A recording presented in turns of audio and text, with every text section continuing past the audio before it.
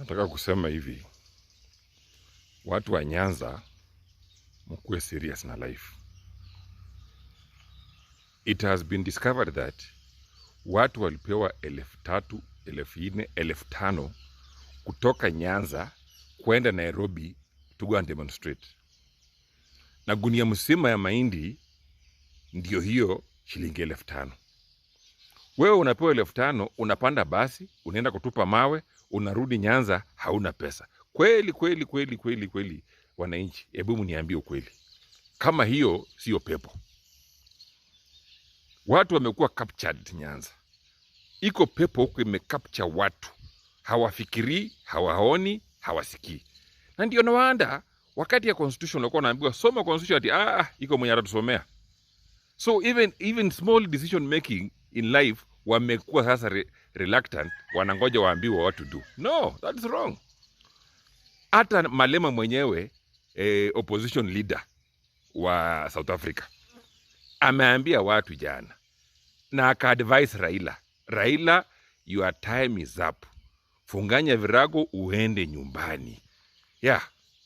Tafuta mtu mwingine, tafuta Kalonzo, tafuta Wamalwa, tafuta nani upatie hiyo kiti.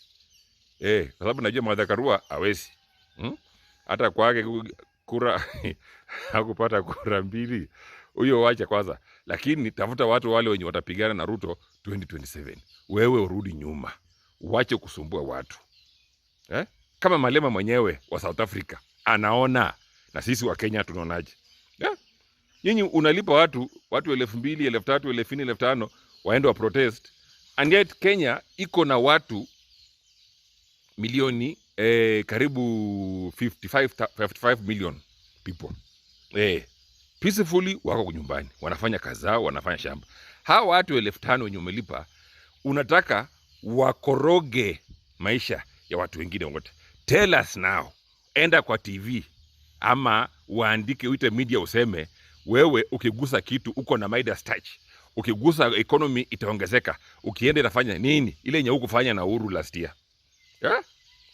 No. Hata tukiweka wewe hapa na Ruto, you are not comparable bwana. Uwezi. Uwezi kuompewa wewe Raila na Ruto. Ruto hako na masomo, wewe hauna masomo. Ruto hako na baraka, wewe hauna baraka.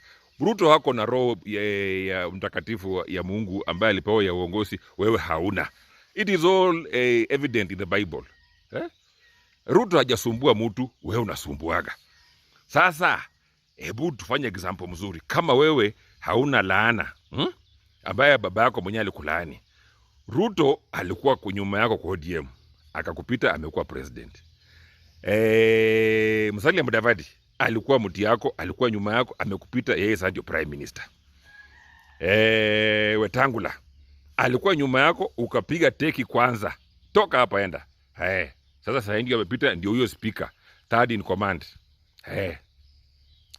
Niambie, hao watu wote, hii serikali yote imepita kwa mikono yako Raila. Wewe kama hauoni kweli Mungu hataki mambo yako, nani atakwambia? Wacha kusumbua watu bwana Raila. Wacha ikae. Don't be haters. Jirani yako akibarikiwa, shukuru Mungu, he is in the neighborhood. One day you'll be blessed. Don't be a hater ati kwa sababu mwenzako amepata kiti, wewe sasa uwezi amini ati yeye angekuwa. Hapana. Ruto alituambia yeye alikuwa mtu ya mkono ya Jirongo. Saa hii angalia, Jirongo hakuna kitu. Ruto ndio president. Sasa inategemea na baraka yako na Mungu bwana. Favor of God. Go to church. Enda repent. Enda tu kwa kanisa urepent. Useme hii maneno nimewacha, Mungu nisaidie. Labda mtoto wako ata ascend to power. Otherwise vile iko hakuna mtu asikudanganya. Hakuna. Sasa watu wana hate watu wana hate watoto ya Ruto, watu nani wenye wana hate hao tu ni watu ya Nyanza, watu yako tu. Unaona sasa hiyo spirit? You are trying to plant a very bad spirit here. Na wewe pia unataka ama mtoto wako anataka, alafu the same way tu. These things they go around. Sasa wewe na Eugene na nani, nyinyi mmekuwa candidate wa Hague saa hii. You are a potential candidate wa Hague. na tunangoja kwa sababu Hague najua kwa watu yake wanaangalia vile mnafanya maneno. Wewe sasa this time vile ulifanyia wenzako itakurudia, itakufanyia tena wewe mwenyewe tu. Vile ulipeleka wakina Ruto kwa Hague, ndio wewe pia utaenda tu Hague. Na hapo tutashukuru Mungu, tutajua kweli Mungu yuko kwa hii dunia. Tutashukuru Mungu.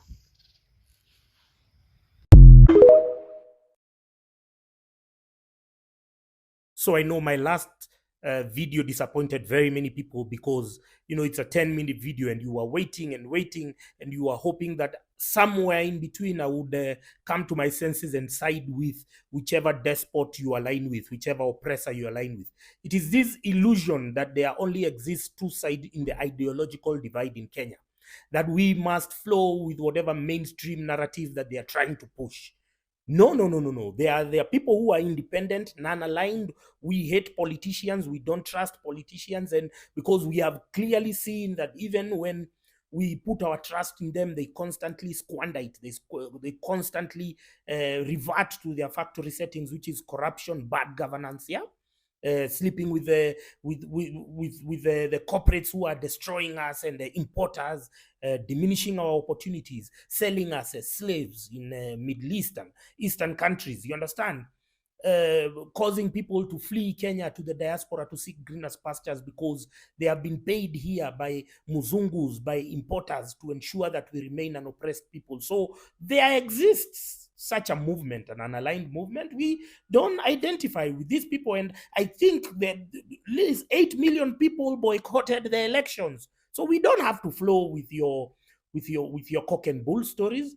That now, because 4 goats were stolen and a few trees were cut from the vast Kenyatta family empire, we are supposed to sympathize with them. And then you people are saying it's their property. Did they show you the receipts? Did they show you how much money they paid or who they bought it from? These are the questions you should be asking. Don't try and so I saw some guy, and then suddenly we are being profiled. All of the entire Kikuyu community, we are being told, Kikuyus, have you lost your mind? What are you doing? Me, I'm a Kikuyu. I wasn't there. I wasn't at the protest. I wasn't there. I was observing from a distance. So millions of other Kikuyus who are observing from a distance, but suddenly, because let me tell you about Uhuru. Uhuru has this wet dream. He hopes that one day we are going to go to him and kneel down and say, oh, you are right. Because he made a prophecy. He said Ruto was going. He was not telling us anything new. We know Ruto is not a clean person. So he made that prophecy. But he was doing it for his own self-protection. He was doing it for self-preservation. He was not doing it for in our interest. So he kept telling us, oh, Atiruto is this dynasty. And every time we are trying to have a conversation on governance in Kenya, we are being bombarded by idiots sponsored by Uhuru, who are always telling us that now, Uhuru want you. Uhuru want who? Do we care? He has this wet dream, that we are going to go back kneeling down and say, you are right. You are the king of the mountain. No, fuck that shit, man. Move on, bro. You are like the bad dream. It is so plausible that you actually instigated yesterday's scenario so that you profit and try and solicit sympathy. We know how your propaganda machinery works. So I'm sympathizing with him for what? The guy executed crimes against humanity, killed Kianjakoma brothers, evicted people in Roi during the rain, during the COVID season. COVID period, which again is another crime against humanity because you locked people down. They had no money, they had no food. You increased the power rates during the same period, and now I'm expected to sympathize with you. Miss me with that bullshit, man. You Uhuru, fuck you, man. Look, we don't have to subscribe to any ideology. We understand it's your right to protest. It's anyone's right to protest. Yeah, but when people invade your farm, what we've done is they were few, but then what can we learn about this? We can learn that it can recur anywhere. It can recur in any part of the country. Why? Because there was a Ndongo Land Commission report which was shelved, which was dumped in the dustbin, because they don't want to deal with the land issues, the perennial land issues that we are dealing with, that we are going through as a country. Nobody wants to deal with them because they are all intertwined. So the message which I got there is that those guys we have crossed the psychological barrier, we have breached it. Those guys have set the stage for now a broader conversation outside the shenanigans of the demagogues and the despots. Outside them, then we can have a conversation about land and what we are going to do moving forward. But don't stage. I'm supposed to lose my sleep about 3 goats, 4 goats for somebody who has stolen trillions. Come on, man. You guys, you have a mutated strain of Stockholm syndrome.